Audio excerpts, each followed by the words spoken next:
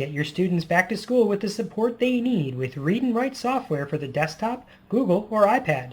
These proven software solutions help those with reading and writing difficulties, learning disabilities, or English language learners. Read and Write Gold text-to-speech software provides tools for reading, writing, studying, and research for students while they work within the common applications they use every day. Read and Write for Google provides support tools for Google Docs, PDFs, and EPUBs in Chrome on PCs, Macs, and Chromebooks to make Google Apps for Education accessible. And iReadWrite makes reading easier and ensures accurate writing as students use their iPad for school, work, or leisure. Learn how the Read and Write family of products can help your struggling student by visiting www.texthelp.com or call 1-888-248-0652. That's 1-888-248-0652. Get a free trial of Read and Write Gold or Read and Write for Google today. Have students with IEPs take advantage of the Read and Write Gold IEP Special. Welcome to A.T.TIPSCAST, where we examine myriad ways to increase learner variability. I'm Mark Nichols, Special Education Supervisor for Assistive Technology with Loudoun County Public Schools. And I'm Melissa Hartman, Special Ed Supervisor for Loudoun County Public Schools. We're your guest hosts for episode 125, recorded on November 16th, 2013. Recently, we, along with Chris Bugaj, the regular host of the A.T.TIPSCAST, authored 2 chapters for a book by Brooks Publishing called Technology Tools for Students with Autism. One of our chapters outlines a professional development workout plan that educational institutions can use as a model for training educators working with students with autism, although we believe it would work for all populations of students as well. The other chapter we wrote outlines a number of tools a student with autism would use throughout his or her day to meet educational goals. When we first got together to outline the chapter, we had a rather unique idea on how to approach the chapter. Yeah, we thought it might be interesting and engaging for the reader if we wrote it as a story from a student's perspective. We ran the idea past the editors at Brooks Publishing, and they said go for it. We created a fictional student named Mike and walked him through a typical day describing the tools he used and the tools he saw his classmates using. Once we finished it, we submitted it to Brooks, who put it in with the other chapters written by all the other authors. Unfortunately, in context, the chapter just didn't flow right with the rest of the book. It was too divergent. We went back to the drawing board and rewrote the chapter using a more traditional essay-style approach. That new version of the chapter is what appears in the book Technology Tools for Students with Autism. You can learn more about the book and order it at bit.ly/tech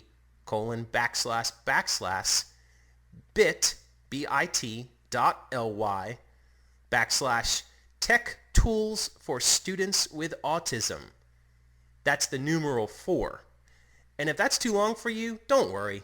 Chris will have it linked over on the ATTIPSCAST.com as well. We still believe the original chapter has its merits, and we didn't want all of our work on the chapter to go to waste. So, Chris approached Brooks Publishing to see if he could release it on the ATTIPSCAST. They responded that they were excited about the idea and told him to go for it. Chris recorded the chapter, but since we were recounting an entire day, the recording turned out to be too long. He broke it up into 2 episodes. Episode number 125, this episode, follows Mike from his time on the bus to school, completing his morning work, participating at the writing station, going to art, and then transitioning to lunch. We hope you find these tools and strategies useful. Enjoy, have fun, and happy listening.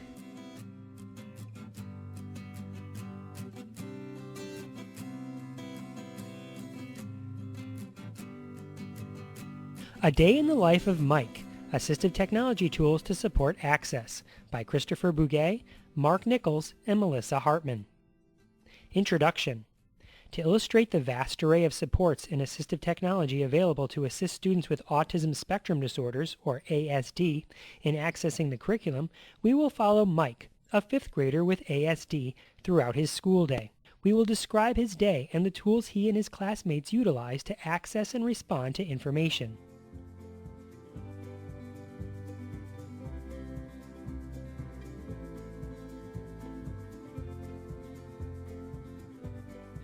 from bus to school. When Mike stepped on the bus, he saw the driver pointing to a picture. The picture was one of many that were strung around the driver's neck on a lanyard. The bus driver tapped the symbol of a boy sitting on a seat. Mike looked at the driver and said, "Hello," just like it said to do in his social situation story. The bus driver replied, "Good morning, Michael," and Mike took his seat. Mike pulled out his handheld device and turned it on. He pressed the button and located his personalized story. He swiped his finger across the device to turn the pages as he reviewed the images on the screen. Each page had a picture of Mike during different parts of his day. The pictures were sequenced, showing him eating breakfast, brushing his teeth, getting dressed, climbing on the bus, and arriving at school. His earphones allowed him to listen to the morning routine social situation story, but today he chose not to use them. Today, he just wanted to look at the pictures and read the sentences underneath. Sometimes on the way to school, he used his device to listen to soft music. He preferred the music to the disquieting ambient sounds like the roar of the bus engine, the chatter of other students, and the whoosh of the open doors. Today, however, Mike chose to just wear the earphones without any music as he flipped through his story. When the bus pulled up to the school, Mike saw the bus driver pointing to a picture of someone going out of a door. Because his bus driver did this every morning, Mike knew this meant it was time to get off the bus. He put his device away and stood in line behind the other students. As he climbed down the steps, he saw the classroom assistant, Miss Ann, waiting for him near the door to the school. Like many of the adults who know and work with Mike, she wore a lanyard similar to the one the bus driver wore. Mike said, "Hello," just as it was described in his story. Miss Ann gave him a Spider-Man sticker to add to the goal chart on his agenda. Mike was excited to earn his first sticker of the day. He knew he only needed 9 more before he could choose something fun to do from the picture list in his homeroom. Mike remembered last year when he only needed 5 stickers to earn a prize. He knew some of his classmates only needed to earn 5 stickers this year too, but he also knew that other classmates had to earn 15 stickers to pick a prize. Depending upon their IEPs and or behavioral goals, the other students in Mike's class earned various numbers of stickers or other reinforcers throughout the day. As Mike waited with Miss Ann outside for other students to arrive, he reviewed his story on his device again. Chris and Melinda arrived together on the same bus. Melinda used a device to help her talk. It was similar to Mike's, only a little larger and in a protective pink case. Miss Ann showed Mike a picture to remind him to say hello to his friends. Mike said, "Hello." Miss Ann showed the same picture to Chris and Melinda, who took turns saying hello. Chris said, "Howdy," and Melinda used her device to say, "Good morning." Once they were all together, everyone turned and headed into the building. On the way in, the group passed the principal. Mike remembered that in his story, it showed a picture of him greeting adults he knew in the hallway. Mike said hello to her without a prompt from Miss Ann. Miss Ann gave Mike another Spider-Man sticker as they headed into the classroom.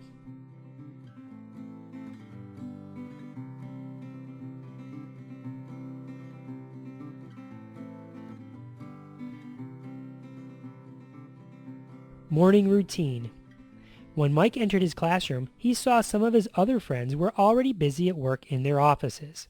He headed to his own office to begin his own work.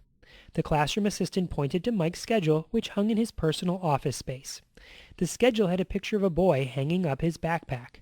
Mike found his name in the coat room, and he hung up his coat and backpack. He took out his notebook and agenda and returned to his office. Mike put his notebook in the box on the right side of his office where the sign read Outbox. He picked up a paper from the box on the left side of his office labeled Inbox. It was a sheet of graph paper containing math problems. Mike began to do the math problems using a very thick pencil. The thicker pencil was easier for him to hold than thinner pencils. The graph paper helped Mike keep the numbers in line. He tried to make the numbers fit within the boxes on the graph paper. Before Mike finished the first problem, his teacher, Miss Hart, came over to say good morning. They greeted each other, and she picked up the notebook from the outbox. She read the note from Mike and his mother. The night before, Mike had filled out the note by circling pictures with his mother. The pictures told the teacher what he did at home that night. Miss Hart asked him to read the note aloud. Mike pointed to each word as he read. She gave him another sticker, and Mike put it on his chart in his agenda. Miss Hart pointed to the timer counting down on the interactive whiteboard and drew a line on his math paper. She instructed him to try to complete all the math problems above the line. Mike finished all 6 problems above the line before the timer went off and put his completed work in the outbox. Miss Ann came over and pointed to the visual schedule. Mike pulled off the visual for morning work and placed it in the finished envelope. The next picture on the schedule indicated morning announcements. Mike moved to his desk in the center of the room to face the interactive whiteboard. He knew the announcements were about to begin. Kimberly, a friend Mike knew from his other classroom, appeared on the screen and led the Pledge of Allegiance for the school.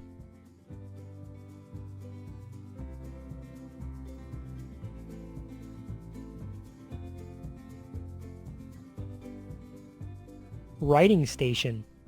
The teacher called students one at a time up to the board after the announcements were over. Pictures of every person in the class were on the interactive whiteboard. One by one, she told each student where to go by showing them a picture of a station. Each student took a turn finding his or her own picture on the board and then dragging it to a picture of the correct station. Antonio moved his picture to the sensory area on the board and then went to the sensory station in the classroom. Chris put his picture in the reading area on the board and then went to the reading station in the classroom. The teacher instructed Melinda to go to the listening station, where she put on headphones connected to a handheld device that contained a story recorded by the teacher. The teacher told Mike to go to the writing station. He dragged his picture across the board to place it in the writing station. Miss Ann showed Mike pictures of writing tools, a picture of a thick pencil, a portable word processor, a laptop computer, a tablet computer with wireless keyboard, and a desktop computer. She asked Mike to make a choice. He chose the laptop because he preferred writing in his office where there were fewer distractions. Mike also preferred using the laptop because the trackpad was easier for him to move around than a standard mouse. Mike took the laptop to his office and waited for it to boot up. He took a drink from the water bottle on his desk. This helped him wait patiently for the laptop to wake up. Mike then navigated to the program where he did his writing. Miss Ann came by and showed him the picture of help to ask if he needed assistance. He told her no and opened a template that showed 5 boxes with pictures in them on the screen. Mike knew he must put a sentence in each of these 5 boxes. One picture was of a pair of eyes, and it had the sentence, "What does it look like?" under it. Each box had a picture in it asking a different question. Miss Hart came by and placed a picture of a volcano on the wall of Mike's office. She told him to describe the volcano in the picture. She gave him a sheet of paper with words he should use in his sentences. Some of these words were from his spelling list, like blow, flow, and the bonus word no. Other words were science words, like environment and lava. The number 5 was written in the top right corner of the paper. This indicated the smallest number of words allowed in a sentence. Miss Hart opened her notebook to Mike's section. It contained a card that read, "Goal. Write sentences with 5 or more words." That card was next to a card that read, "Goal. Use more words in sentences than speaking." Miss Hart pointed to the first word in the first goal, and they began reading the goals together. Miss Hart showed Mike the remaining time on the countdown clock on the whiteboard. She provided reinforcement to Mike by stating that he had plenty of time to finish the assignment. Using the microphone built into the computer, Mike recorded his first sentence. He looked at the pictures in each of the boxes to prompt him to think about what to say. The first sentence he recorded was, "The volcano is going to blow." One by one, he recorded the next 4 sentences in the paragraph, describing, in turn, what the volcano in the picture looked like, where it could be found, and what happened when it erupted. He crossed off the words on his list after he recorded each sentence. When he was done recording, he listened to the first sentence again. Then he typed what he had recorded. He typed each sentence this way, listening and then typing. If he didn't know how to spell a word, he tried his best by sounding it out. The function of automatically spell-checking the document as it was typed was turned off because the red lines tended to distract him. Miss Ann came over again and asked if he needed help. He told her he didn't, but she remained by his side for a bit to offer assistance. When he was done writing, he copied each sentence and pasted it into a different program. When he had finished, he spell-checked the entire paragraph and pressed the play button to have the paragraph read back to him. Each word was highlighted in yellow as it was read aloud by the computer. He followed along and listened for mistakes, but did not hear any. He saved his work and dragged the file into the teacher's turn-in folder on the computer for the teacher to review later. Mike knew that once he had a final copy, he would be asked to save it to the classroom website for other people to see. Mike and his dad liked to look at what he wrote together at home. The countdown timer buzzed on the board, indicating it was time for Mike to rotate to the next station. Art.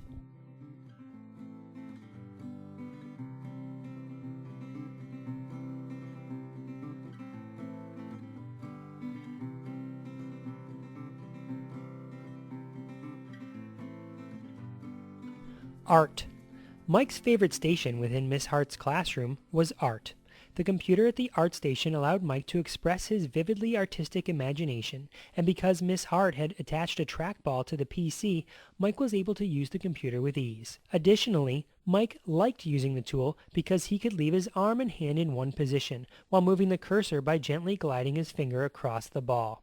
A few days ago, Miss Hart assigned the students a project about natural disasters, the class theme for the month. Students were given a variety of possible art projects tailored to match each student's individual creativity. Students had the choice of 1. Photographing geometric shapes in the school that resembled volcanoes, 2. Making a volcano out of paper maché and painting on lava, 3. Designing a seismograph out of styrofoam, 4. Creating a t-shirt and logo for the school's volcanologist team, 5. Designing emergency preparedness posters in the event of a volcanic eruption, or 6. Drawing a volcanic comic story. Given Mike's love for cars and comic books, he chose to create a comic book about the intergalactic adventure of a space car named Gaboon that travels the universe and transforms into a giant snake to fight the evil flying iPads of planet Shelby. Mike added giant volcanoes to the surface of Shelby and gave Gaboon a special heat-resistant shield to explore the inside of them. Miss Hart was aware that Mike had demonstrated difficulty in the past when trying to use a writing instrument to draw. She had introduced him to a software program which allowed him to create the comic book using the trackball and left mouse button. He used these tools to draw and color the scenes. Mike used the stamp and image background features to add the final details. Mike thought it was fun to add personalized pictures, photos, sounds, dialogue boxes, and voices to his scenes. Miss Ann chuckled as she walked by the computer and saw Mike's car heading into the volcano. Mike looked at her, confused by the reason for her smile. Miss Ann explained to Mike that she liked how he always found a way to embed cars into his assignments. Once Mike finished the scenes, he saved his work by adding it to his ongoing comic strip. Mike couldn't wait to finish the comic strip so he could submit his artwork to Miss Hart for approval. Once she checked it over, he could publish it to the class gallery. Because Miss Hart could tell that Mike was anxious to share his progress with his family, she suggested that he use his personal handheld device and take a picture of the computer screen to share the first scene of The Adventures of Gaboon with his family. Not everyone in the class was working to design a comic book. Melinda used the class tablet to work within a specialized drawing application to color a pre-designed picture of butterflies. Miss Hart wanted her to use the coloring book feature within the app to illustrate a journal entry Melinda had written during the previous week. The journal entry described a journey of two wildly colored butterflies who were trying to escape from an underground volcano that was about to explode. She used a computer program that provided a template of visual buttons to help compose her sentences. Miss Hart had designed the template from key vocabulary words and then organized the template so that Melinda could search for the word needed, knowing that all words had to be used at least once. Melinda illustrated the visual scene that depicted her butterfly journey through the use of a pink paintbrush, a yellow-colored pencil, a green crayon, an orange marker, and a blue star stamp within the application. After she finished, Miss Hart helped Melinda use the app to share the image on the class microblog. Together, they emailed the image to her father. Chris loved photography and always chose projects that allowed him to express himself through pictures. He often talked about aspirations to be a photojournalist and rarely forgot to bring his pocket digital camera wherever he went. Chris photographed over 15 objects around the school that resembled volcanoes, including a device in the kitchen that looked similar in shape to a cinder cone volcano. After he captured all the images, Chris explained to Miss Ann that the computers did not have sufficient editing capabilities to complete his project. Since the software needed wasn't available on the school PCs, Miss Ann provided a portable USB jump drive to Chris, and he was able to run the programs needed to edit his pictures directly from the drive. Within minutes, Chris cropped and converted all of his images and began to upload them within the district's content management system, the school website. Chris completed the final details of his project during the class.